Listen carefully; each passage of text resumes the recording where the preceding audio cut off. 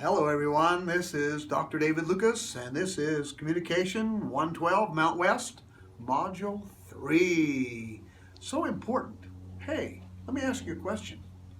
Have you ever heard anybody say, "Attention"? Well, they do that in the military all the time.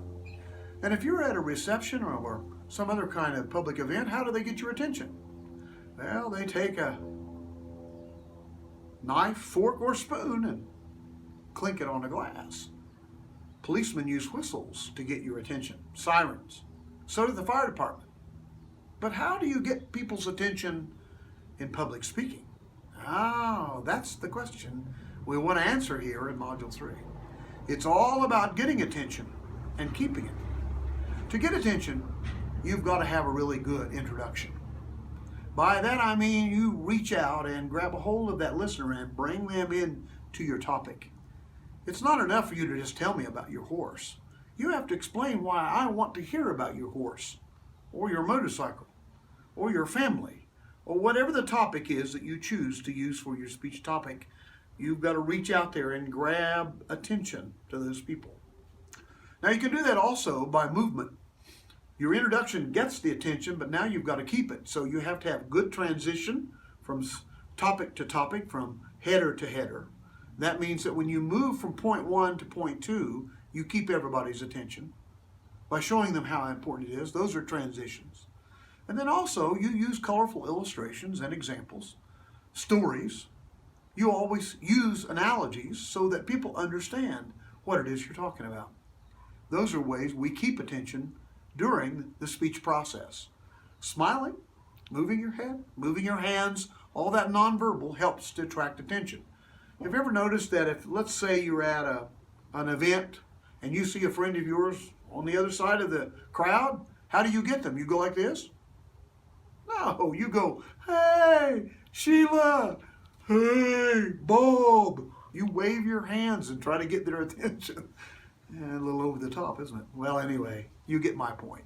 You've got to do that in public speaking as well. You have to be animated. Now, if you're not, that's what you need to learn in this class. Be a little more animated in your presentations. Not crazy. I had a speech student once who ran around the room to try to be animated. That's a little over the top, too much. But do move your eyes, do move your head, do move your hands, and keep that transition moving with your text, and you'll have it down. Now, next module, my friends, you're going to give a speech to inform, an informative speech. Now, let me be clear here. It has to have an introduction, 1, 2, or 3 good points, 2 or more probably would be best, a good conclusion. But do not try to persuade us. A speech to inform is just giving information. Let's go back to your horse. My name is Charlotte. I have a horse. I have a good introduction for you. Now, a horse is measured by hands, and then you show us how that they measure a horse by hands, an illustration, or just using your hands. Then you say a horse sometimes has shoes. Why do horses have shoes? A horse can be saddled, or you can ride bareback. Most people ride with some sort of a saddle or blanket. You just give us information. You don't try to get me to love horses. You don't try to get me to go buy one. You don't try to get me to love your horse. You just give me information. Then you close by saying, "I hope that today you've learned something about horses." Well, and so to wrap all of this up, I just mean that you have to gain attention and figure out ways to get attention. By reading your book, you'll find out other ways how to keep the attention of people as you give your speech. And I want your attention to make sure you do the reading, and that next module we have a speech to inform. Get your friends and family together, get a speech in your head, and let's go for it. Remember, don't do anything else but give me information.